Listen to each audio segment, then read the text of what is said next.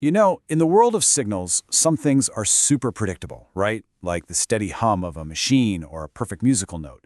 They just repeat over and over, and yeah, we've got some really powerful tools for analyzing those. But what about the signals that only happen once? I mean, really think about it. A single clap of your hands, a flash of lightning across the sky, an earthquake tremor. They're these fleeting, one-time events. They happen, and then they're gone. So how in the world are you supposed to break them down and understand what they're made of if they never ever repeat? Well, that's the big question we're going to tackle in this explainer. All right, so here's our game plan. We're going to start on familiar ground, looking at those repeating patterns. Then, we'll dive headfirst into the challenge of non-repeating signals. From there, it's a bit of a mathematical journey, watching a series transform into an integral. After that, we'll unveil the awesome new tool this whole process creates. And to wrap it all up, we'll put that tool to the test on a simple, single pulse. Okay, so first things first, let's get grounded in what we already know how to handle. Signals that are predictable, the ones that just keep repeating in a nice, neat pattern. For a job like this, our secret weapon is something called the Fourier Series. And it's a truly amazing idea, really.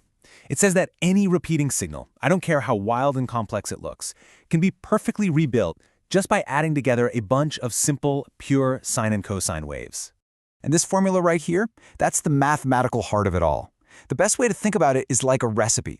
It's telling us that our complex signal, this f of x, is made up of a few key ingredients. A base level, that's the constant term, plus a whole bunch of sine and cosine waves, each with its own specific amount added to the mix.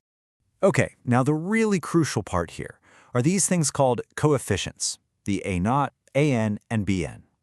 So if the main formula is the recipe card, these coefficients are the exact measurements. You know, like 1 cup of this, a dash of that.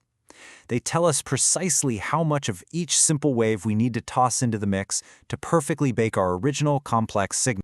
So the Fourier series is awesome, as long as you have a signal that repeats. But here's the catch. This brings us right to the heart of our problem. What do you do when a signal just doesn't play by the rules? Exactly. I mean, look at a shape like this one. It happens, it's there for a moment, and then poof, it's gone. It's a one-and-done deal. It's non-periodic. And our trusty Fourier series, which is built on the whole idea of a repeating length, that L, it completely breaks.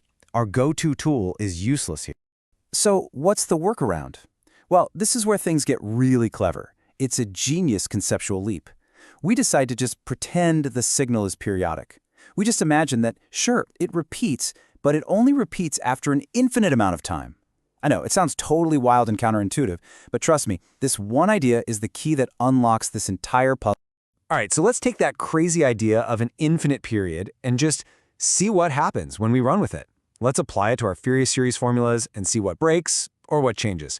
This is where the magic happens, where we're going to watch our old tool morph into something brand new. Okay, the first step is really just a bit of mathematical housekeeping. We're going to take our formulas for the coefficients. Remember, those are our ingredient measurements. And we're going to plug them right back into the main recipe. All we're doing here is getting everything into one big, combined equation so we can really start to play with it. Next up is a really clever move. We're going to make a substitution that introduces this new term, delta W. Now, what is that? Well, you can think of it as the spacing, or the gap, between the frequencies of each of our simple waves.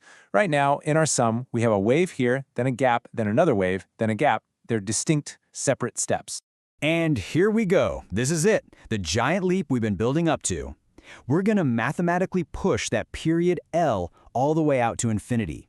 We're stretching that repeating pattern so far that for all practical purposes, it never actually repeats at all. And watch what happens when we do that. It's just beautiful. As that period L gets infinitely large, our frequency spacing, that delta W, gets infinitesimally small. Those gaps between our separate frequencies, they just vanish. And the sum of all those individual blocky bars, it just smoothly blends together into a continuous curve. Our clunky summation sign literally transforms into the elegant smooth integral. And just like that, the transformation is complete. We've done it. We've taken the Fourier series and morphed it into something completely new, a tool designed from the ground up to handle our non-repeating challenge. So what do we call this new tool? The Fourier Integral. And its power is just incredible. It doesn't describe a signal as a sum of a few separate waves. Instead, it describes it as a continuous spectrum, a smooth, unbroken blend of every possible frequency, where each one has its own specific strength or intensity. And here it is, the final, elegant result of that whole journey to infinity. The first thing you'll notice is that big, clunky summation symbol is gone. It's been replaced by that smooth, continuous integral sign. This is the tool that can take apart any single fleeting event you can think of. Now, we still have components that act a lot like our old coefficients, but now we call them A of r and B of r. And here's the cool part. Instead of just giving us a handful of numbers, these are now continuous functions themselves. They tell us the exact strength of every single possible frequency that's packed inside our signal. You can think of it as the signal's unique frequency fingerprint.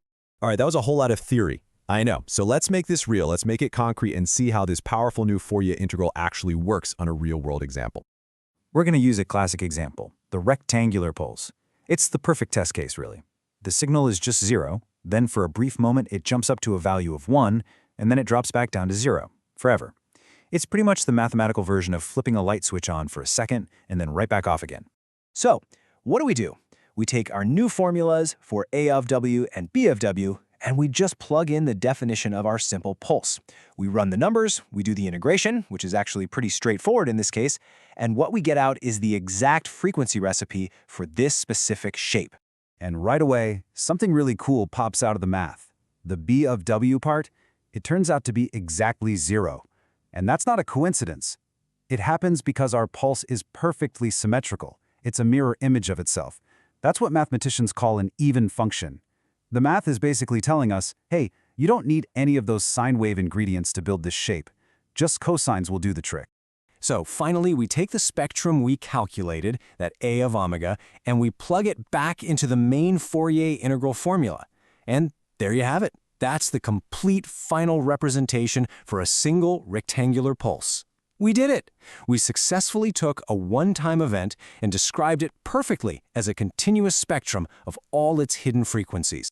And that leaves us with a really powerful final thought. Think about the journey we just took, from a tool that could only handle repeating waves to one that can analyze any single event. This exact idea, this concept of deconstructing fleeting signals into their basic frequencies, that's the foundation of so much modern technology, from audio engineering and MP3s to how we compress data and even create medical images. So it really makes you wonder, doesn't it? If we can do all that, what other hidden patterns are just waiting out there, and all the signals around us ready to be uncovered?